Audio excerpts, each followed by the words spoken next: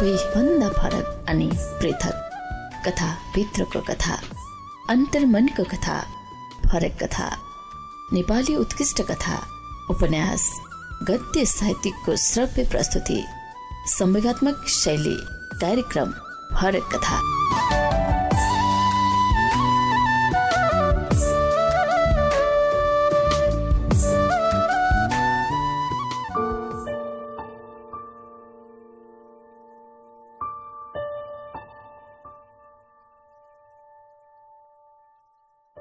नमस्कार, कार्यक्रम फरक कथामा यहाँहरूलाई स्वागत छ।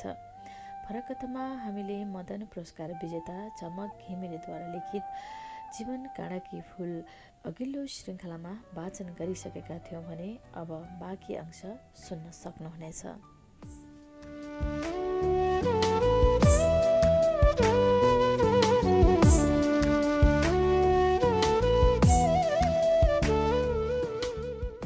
हामी पनि यही युगका मान्छेहरू जो मान्छेको जिन्दगीमा पाएर पनि त्यसलाई डरलाग्दो गरी बाँच्न सकेका छैनौँ। हामी दयाका भोका पटक्कै छैनौँ, तर किन दयाका थुक्का छिट्टाहरू हामीमाथि पारिन्छ। हाम्रो जिन्दगीहरू दयाका थुक थापेर बाँच्ने साधन किन बन्दै आएका छन् अनि हामी कुनै फरक दुनियाँका मानव जिन्दगी भएका जन्तु कहाँ हो र हाम्रो पनि दुनियाँ फरक छैन, तर यो दुनियाँ मान्छेको जस्तो सुन्दर किन बनेन। हामी पनि उही हाड छाला मासु जस्तै मान्छेको आकृति लिएर आयौँ। यति फरक हो हामीमा केही विकारहरू आएका छन्। मानव दुनियाँमा हामीलाई किन अपूर्ण देख्छ? पूर्णताको परिभाषा के हो? यो प्रश्न छ सम्पूर्णता खोज्ने मान्छेहरूलाई, जो आफूमा पूर्णता देख्छन्। यिनीहरूलाई त्यही अपूर्णता देखिएको दुनियाँको एउटा शाश्वत प्रश्न छ, खोइ जवाब। त्यहाँ यस्तै थुप्रै निरुशक्ति प्रश्नको उत्तर दिन किन कन्जुसाइ गरिरहेको छ? सबै बनिएका मान्छेहरूको जमातले धर्म संस्कारका कुरा पनि कति हाम्रा पक्षमा देउता भनेकाले जमातले पनि हाम्रा पक्षमा किन विभेद गर्यो? एउटी निर्दोष बालिकाका यस्तै असन्तुष्टिहरू पोखिन्थे। मान्छे, समाज, धर्म, संस्कार, संस्कृतिमाथि त्यसका रूपहरू कहिले बदलिने?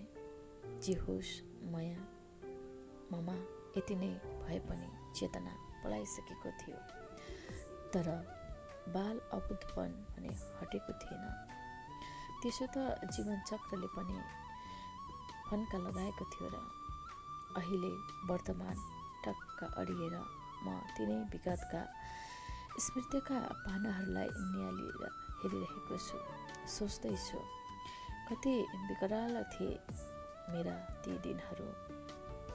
समयले मलाई नजानिदोसँग मान्छे, समाज, धर्म, संस्कार र संस्कृति विरुद्ध मलाम बोक्न किन लाउँदै थियो?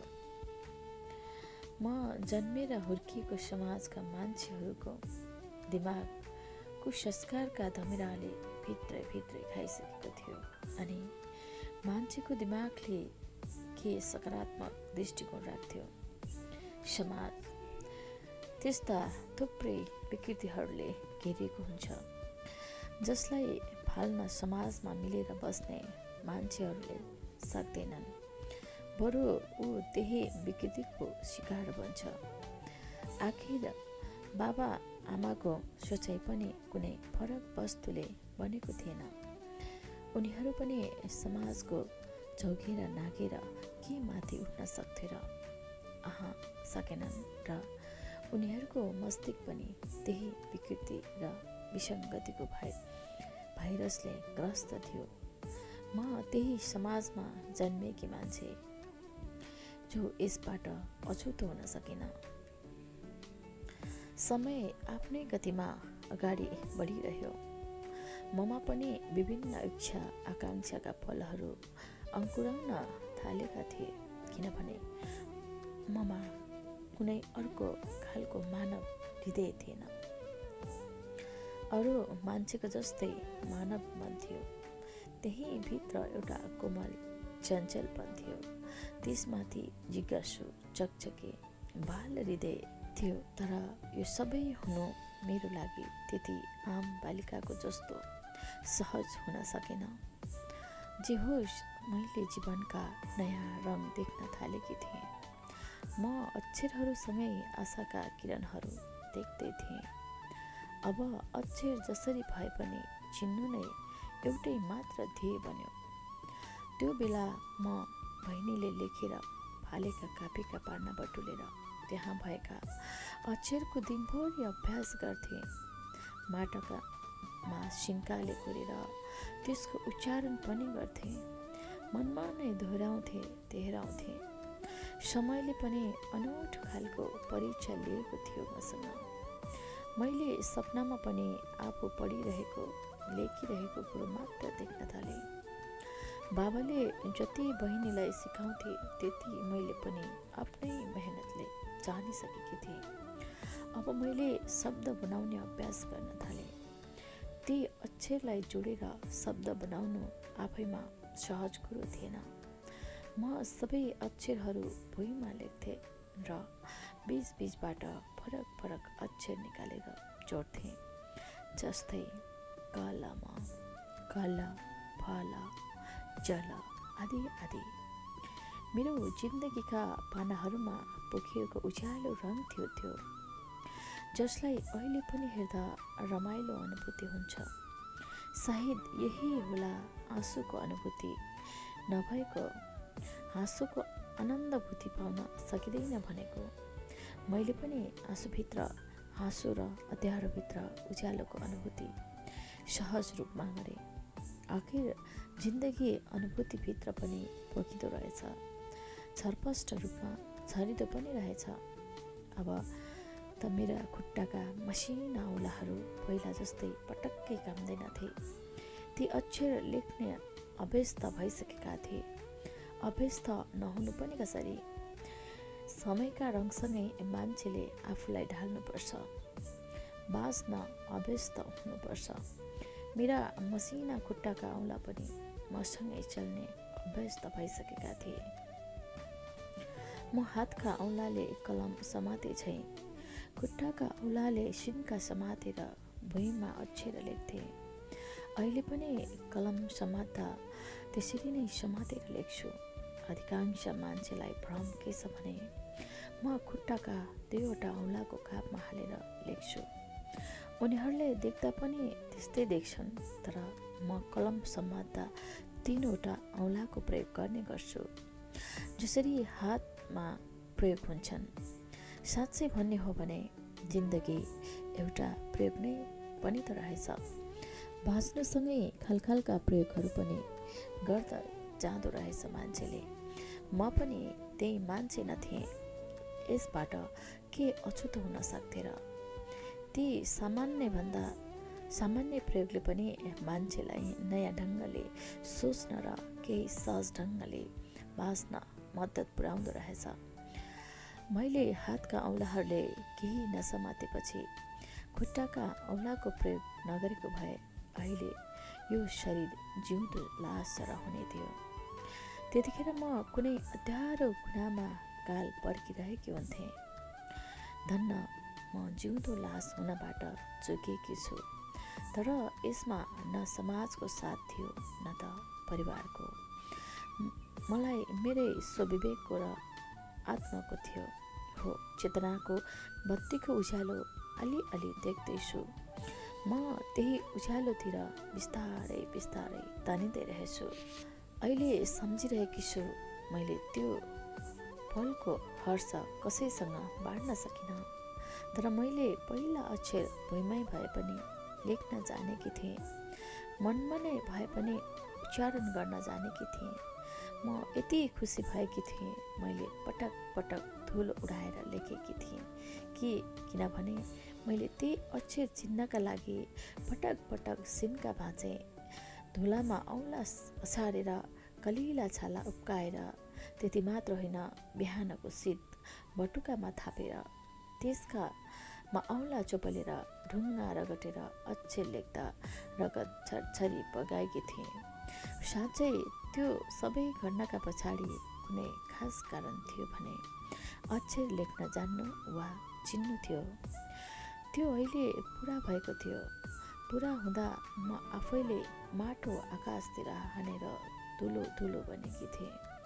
त्यस दिन मैले जानेको कुरा सबैले देखुन् भनेर धुलामा निकै ठुलो क लेखेर राखेकी थिएँ।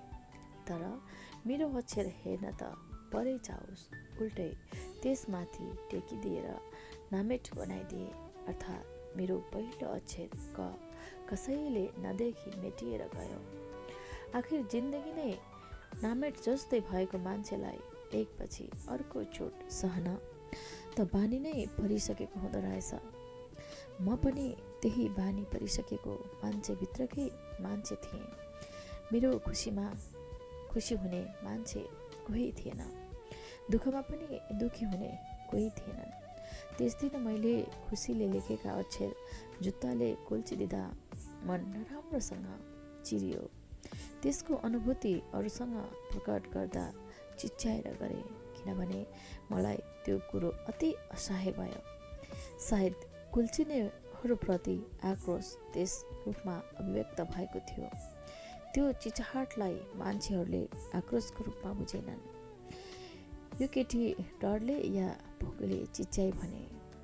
मेरो बचाइको त्यो कालखण्ड ज्यादै रोमाञ्चक छ, जसलाई मैले खुलेर कसैलाई पनि देखाएकै छैन, जुन खोल्दैछु अर्थात् तपाईँलाई भन्दैछु। मैले पहिलो अक्षर चिन्दाको खुसी बाँड्ने मान्छे कोही थिएनन्।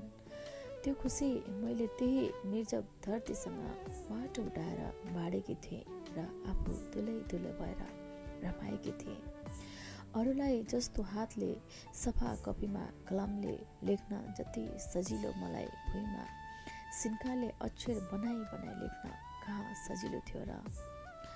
हो, म कँडै कँडाले घेरिएकी थिएँ, जसलाई पन्छाउँदै मैले अर्को अक्षर लेख्नु पर्थ्यो।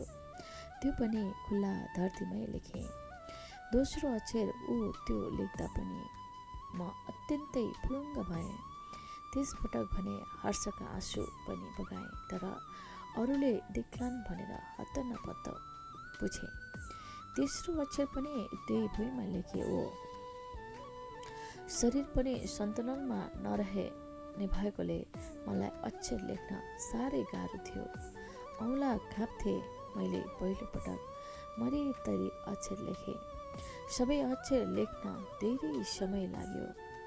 जति समय लागे पनि आखिर धैर्य गर्नु पर्दो रहेछ। त्यति बेला मलाई अरूसँगको संसार त्यति सहज कुरो थिएन। त्यतिसम्म कि भोक लाग्दा भोक लाग्यो भन्ने शब्द वा सङ्केत थिएन र म प्याक्क मुख बाइदिन थाले भने अरूले यो केटीलाई भोक लागेछ कि भनेर बुझ्न थाले। प्यास लाग्दा पानीको गाग्रो देखाउँथे, त्यसलाई प्यास लागेछ भन्ने सङ्केतको रूपमा बुझ्थे।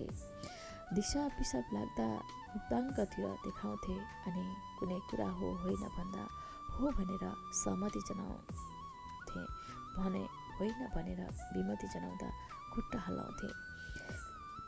यी थोरै सङ्केत मात्र थिए म र सुजनसँग सञ्चार गर्ने सूत्र भनौँ या माध्यम, जे भनौँ। सायद यी सङ्केतहरू पनि नहुँदा हुँदा कल्पना गर्नुहोस् त जीवन कस्तो हुन्छ। त्यसैले होला मान्छेहरूले भन्छन्, जहाँ जीवन छ त्यहाँ बाँच्ने कला पनि हुन्छ। आखिर मेरो जीवनमा यही ध्रुव सत्य लागू भयो। मैले जीवनलाई बचाउनु नै थियो, जीवनलाई चाहिने आधारभूत कुराको माग गर्नु नै थियो।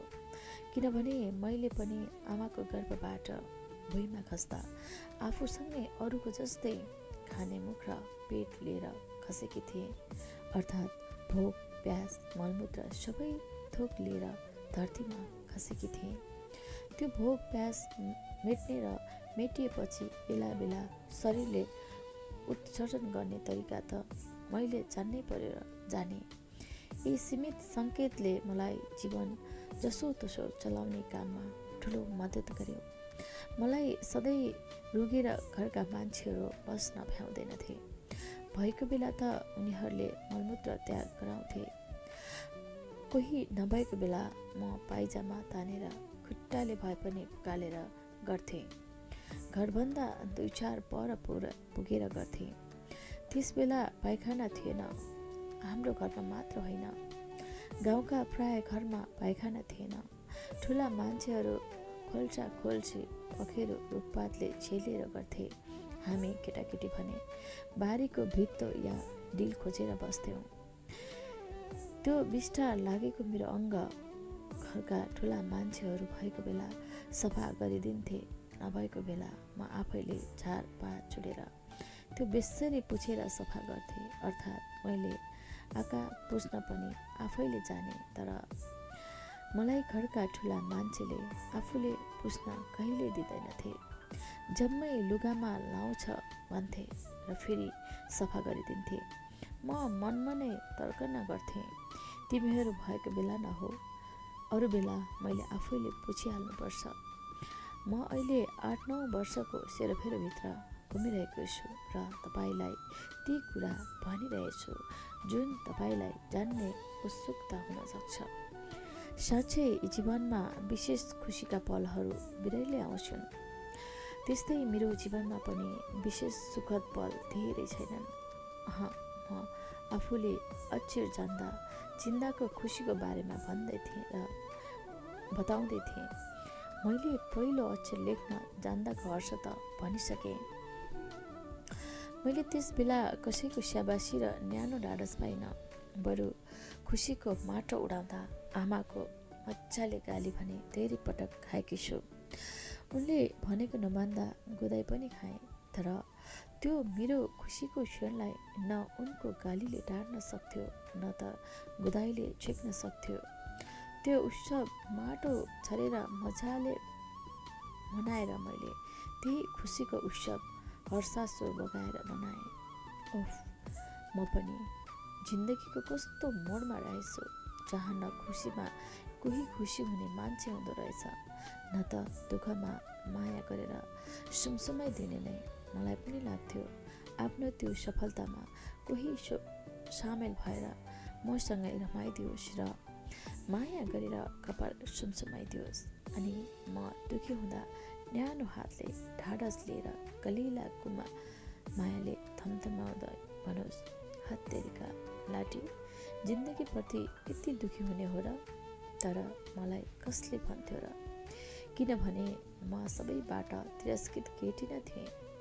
मलाई देख्दा सबै मान्छेहरू मुखले त बिचरा गठैभरि भन्थे, मनमा नै भने त चाँडै मर भन्थे। जुन कुरा उनीहरूको व्यवहारबाट म बुझ्दथेँ। अहिले म तिनीहरूलाई सम्झिरहेछु। बिचराहरू जिन्दगीको युद्ध हारेर लाचार नेहिर बनेर बाँचिरहेका छन्। उनीहरूको दिमागले त्यही कुरो बुझेको थियो अनि त्यही खालको व्यवहार मसँग गरे। वर्तमानमा मैले तिनीहरूलाई कुनै प्रतिशोधको आँखाले हेरेकी छैन, प्रेमको आँखाले संसारलाई हेरेकी छु। म देखिरहेकी छु उनीहरूका हिजोका गलत सोच विचारहरू काम नलाग्ने भएर म माथि कुनै काम लिइसकेको भू उपग्रहका बट्टा जस्तो हावामा तैरिरहेछन्, जसले उनीहरूलाई स्वयंलाई साथ दिइरहेका छैनन्। नयाँ विचार सोचले त्यो मनलाई आक्रमण गरिरहेका छन्। मलाई मनैदेखि उनीहरूको पनि धेरै माया लागिरहेछ। जीवनको त्यो माटोको माया लागिरहेको छ, जस्तो काँडा बनेर चस्स घुच्यो, जुन कोमल मन मुटुलाई चिथोर्यो र नै त त्यसको अनुभूति मैले गरेँ। सायद काँडा नबिचेको भए मलाई शीतलताको अनुभूति कहिले प्राप्त हुने थिएन होला। त्यसैले म फुलसँगैका ती काँडाहरूलाई पनि उत्तिकै माया गर्छु र आफ्ना जीवनका सुख दुःखका पलहरूलाई पनि समान रूपले माया गर्छु। अक्षरहरूसँगै फुलेका खुसीलाई पनि टिप्ने, दुःख पीडा दर्दहरूलाई पनि टिपे। अर्थात् अक्षरका फुलहरूसँगै असीम खुसीका पलहरू पनि छुमे।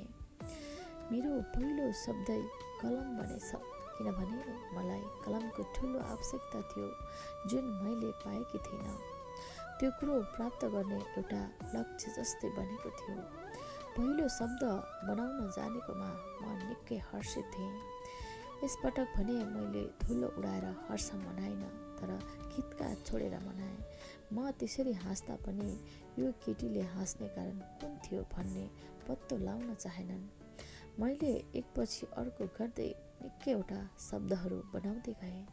मैले त्यसैसँग नयाँपनको निर्माण पनि गरेछु। समय जिन्दगी सँगसँगै थुपा थुपा बनेर बग्दो रहेछ। मैले त्यही समयको थुपा थुपाभित्र मान्छे हुनको मूल्य खोजेँ। अब बाबा बहिनीलाई क खा के सिकाउन थाले। उसले अक्षर औँलाले धेरै तोराई पढ्न थाली। म छेउमा गएर उसले हातले देखाएको अक्षर कुन हो भने मनमा नै आफू पनि त्यसको उच्चारण गर्दै भुइँमा अक्षरहरू कोर्न थाले। उसले पटक पटक 10औं-20औं चोटि दोहोऱ्याएकीले मेरो दिमागले छिट्टै टिपिहाल्यो।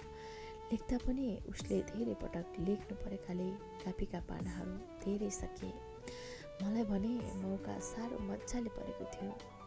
उसले लेखेका फालेका कापीहरूले पनि मलाई ठुलै मद्दत पुर्याए। दिउँसो कोही नभएको बेला बिर्सिँदै गएर थुत्रा कापीहरू फालेको ठाउँबाट बटुल्दै र त्यहाँ भएका अक्षरहरू मनमा नै ढोको फुकुन्जेल दोहोऱ्याउने तेह्राउने गर्थे। अङ्गार पनि मैले भेट्ने ठाउँमा फालिएको हुन्थ्यो। अङ्गारले ढुङ्गामा लेख्थे। बाबाआमा भाइ बहिनी घर नफर्कुन्जेल मेरो दिनभरको काम त्यही हुन्थ्यो। उनीहरू घर फर्किएको गन्ध पाउने बित्तिकै परै देख्दै हतार हतार अङ्गारले कोरेको ढुङ्गामा माटो हालेर खुट्टाले दलेर मेटिहाल्थे। त्यो थोत्रो कापी पनि उनीहरूले हतपत नदेख्ने ठाउँमा राख्थे।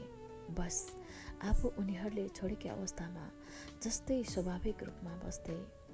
अङ्गारले घर कोर्न हुँदैन रे, ऋण लाग्छ रे भन्थे र केटाकेटीलाई त्यसरी कोर्दा हप्काउँथे। बाबाआमाले कोर्न दिँदैनथे, तर मैले उनीहरूका आँखा छली छली अङ्गारले मजाले लेखिदिए या कोरिदिए। यसरी नै सिकेर जाने मैले अक्षरहरू। मान्छेहरूले अरूसँग सञ्चार गर्ने माध्यम नपाएपछि त्यो कसरी खोज्दो हो तपाईँ कल्पना गर्नुहोस्। म त्यही माध्यमविहीन केटी थिएँ, तर म मान्छे थिएँ, कुनै पशु थिइनँ। मसँगै धेरै कुराहरू नभए पनि सोच्ने र चिन्तन गर्न सक्ने दिमाग थियो। अरूले भनेको सुन्न सक्ने कान थिए अनि धमिलै भए पनि आँखामा केही देख्न सक्ने शक्ति र खुट्टाका औँलाहरूमा केही चलाउन सक्ने शक्ति बाँचेको थियो। यी थोरै मात्र थिए काम लाग्ने चिज मसँग। अरू त सबै विकम्बा थिए। हो, यिनै थोरै चिजबाटै संसारसँग आफू जोडिने पुलको निर्माण गरेकी थिएँ। म त्यो समयका ती पलहरू कहिल्यै बिर्सन सक्दिनँ, जहाँबाट मैले जिन्दगीका पानाहरूमा सुनौला रङ भर्न सुरु गरेकी थिएँ। हो, मेरो जीवनका यस्ता खण्डहरू पनि छन् जुन खण्ड पल्टाउँदा म स्वयं पनि स्तब्ध र हर्षित एकैचोटि हुन पुग्छु। मैले कका के अनि क्यासम्म कहिले माटामा सिन्काले कोरेर, कहिले अङ्गारले ढुङ्गामा कोरेर भए पनि जाने। कति सुखद पाना थियो त्यो, जसलाई कसैले पल्टाएर हेर्न त्यति बेला खोजेन। कसैले मैले भुइँमा कोर्दै गरेको देखे भने यसले जानेर के फाइदा, उही भुसमाथिको ल्याउन हो भन्थे। क्या गजब छ हामी नेपालीहरूको परम्परा चलन चल्ती। निर्बलप्रति माया ममता राख्ने त कहाँ उनीहरू सबै कुरा निर्बल हुन्छन् भन्ने खालका मानसिकता छ यहाँ। धेरै मान्छेको सोचाइ त्यही रोगले आक्रान्त छ भने मैले कुन फरक व्यवहार पाऊँ र मैले फरक व्यवहार पाउन नसके पनि आफ्ना लक्ष्यका बाटाहरू हिँड्न छोडिन।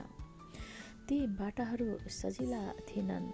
बाङ्ग्या ख्याङ्रा, बाङ्गा, टिङ्गा, कतै ढुङ्गाका डिस्काहरू, कतै काँडै काँडा थिए।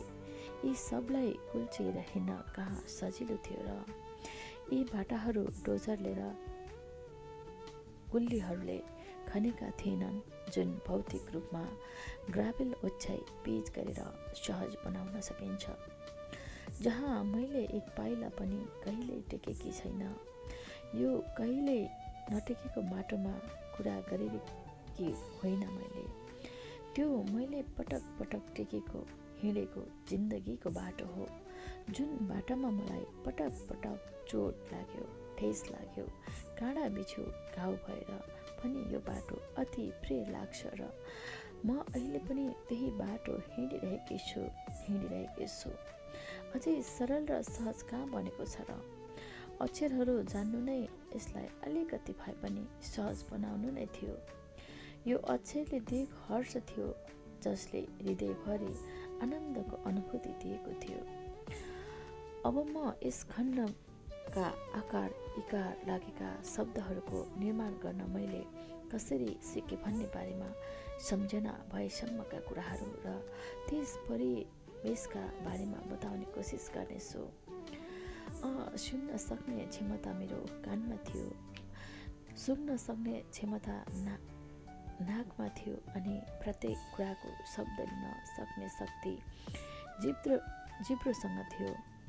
आँखासँग केही कमजोरी भए पनि देख्न सक्ने दृष्टि थियो अनि स्पर्श गरेर त्यसको अनुभव गर्न सक्ने शक्ति स्नायुहरूसँग थियो। यिनैको सहायताले म अरूले के भन्दैछन्, के गर्दैछन् भन्ने कुरा बुझ्न सक्थेँ, सुन्न सक्थेँ, त्यसको अनुभव गर्न सक्थेँ। म जब घाम डाँडामाथि आउँथ्यो त्यो के होला भनेर हेरिरहन्थेँ। मान्छेहरू हातले अलिअलि त्यसको सिधा पर्ने किरण छेकेर त्यसतर्फ हेरेर भन्थे, ऊ हेर घाम डाँडामाथि आइसक्यो। अनि म त्यो डाँडामाथिको त घाम रहेछ भन्ने त्यसलाई हेरेर भुइँमा सिन्काले लेख्थेँ। जब घाम पूर्वबाट पश्चिमतिर सर्दै जान्थ्यो र रात पर्थ्यो, केही पनि नदेखिने कालो हुन्थ्यो, मनमा लाग्थ्यो के होला त्यो शब्द, सबै थोक बनाउने। मान्छेहरू भन्थे त्यो रात परेपछि अँध्यारोले केही पनि छेकिँदैन। म यो रात रहेछ भनेर बाहिरतिर दृष्टि फाल्थेँ र छक्क परेर हेरिरहन्थेँ। मसँग त्यस बेला भने माटो, अङ्गार, सिन्का, ढुङ्गा केही पनि हुँदैनथे। खालि गोबर र रातो माटोले लिपेको सिकुवा हुन्थ्यो र म त्यही सिकुवामा औँलाले लेख्थेँ। त्यो शून्यतामा लेखिन्थ्यो र शून्यतामै बिलाउँथ्यो। बाबा आमाले देख्दैनथे र भुइँमा खुरिस लाग्छ भनेर कराउँदैनथे।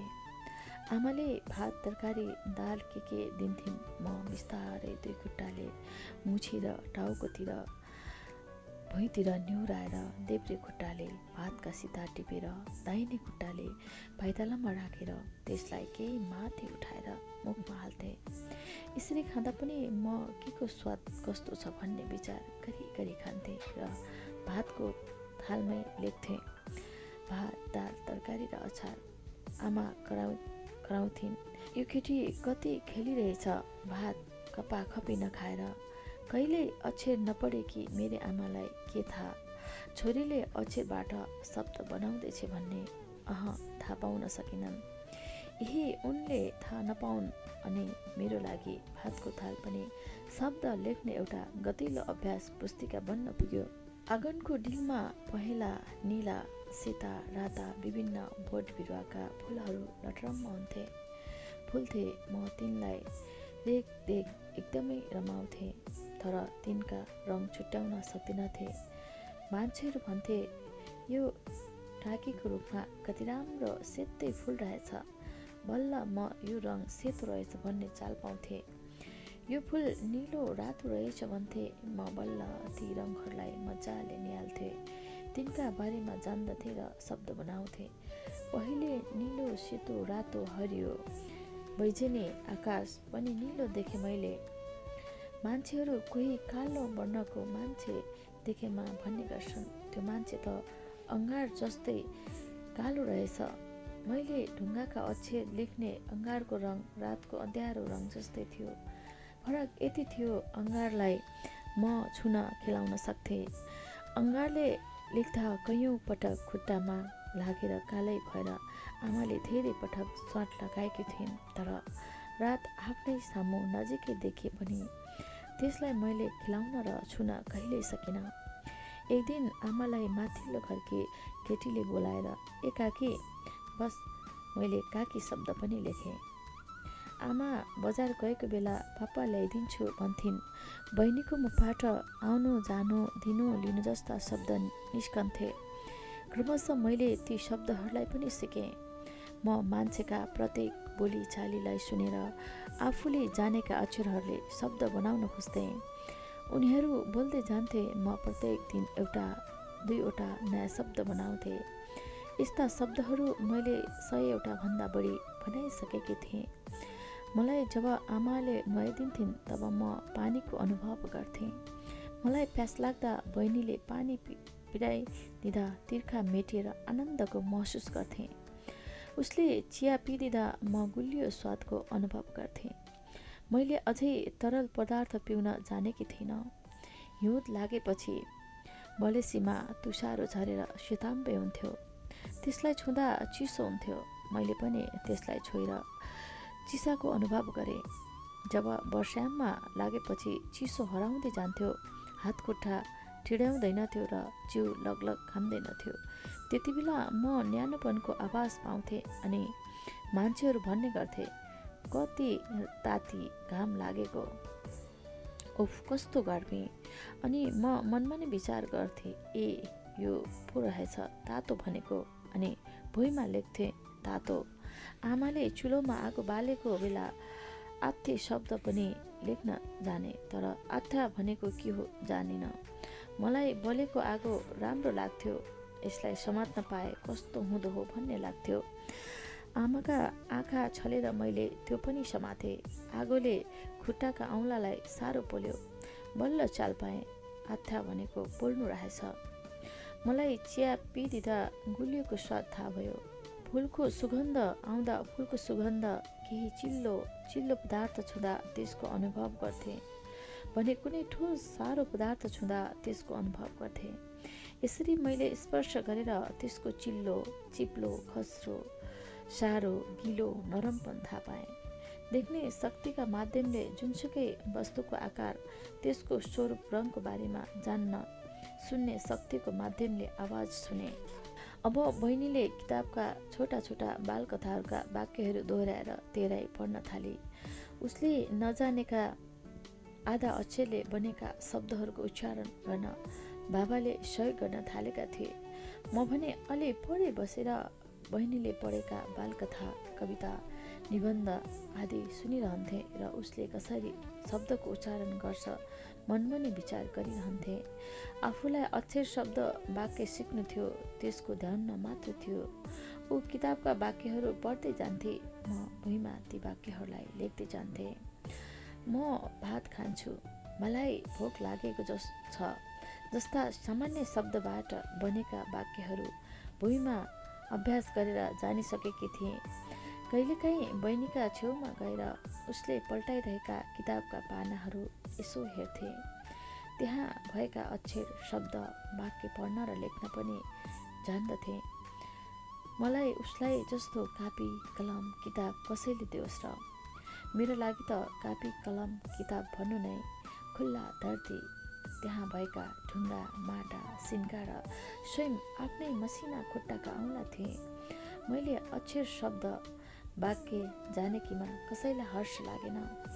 चाल पाएको भए पो हर्षित हुन्थे होलान्। छेउमा गएर बस्दासम्म डिस्टर्ब गरिस् भनेर हप्काउँथे भने मैले पिटाई खाने डरले पनि सुईको सम्म दिइन, किनभने मेरो हर्षमा रमाउने खुसी हुने पनि त कोही थिएनन्। मैले यही धरतीलाई सुख बाँडे दुःख पनि बाँडे, त्यही अक्षर कोरे शब्द कोरे, त्यसपछि ती शब्दलाई जोडेर वाक्य पनि बनाए। एक खालको शब्दको उत्सव पनि कसैलाई थाहा नदिई यसरी बनाए। जिन्दगीले खुसीहरू समात्दा म एक्लै हाँसेँ। दुःख पीडा सहन नसक्दा पनि एक्लै रोएँ।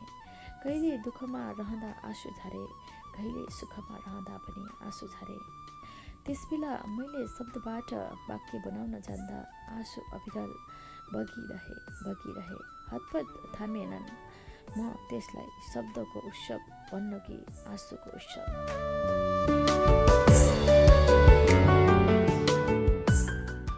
श्रोताबिन, आजको श्रृङ्खलामा कार्यक्रम फरक कथा यति नै। बाँकी अंश अर्को श्रृङ्खलामा वाचन गर्नेछु। अहिलेलाई भने कार्यक्रम फरक कथाबाट म देवी बिदा माग्छु। हस्त नमस्कार। असल साथी रेडियो सुन्दै गर्नुहोला।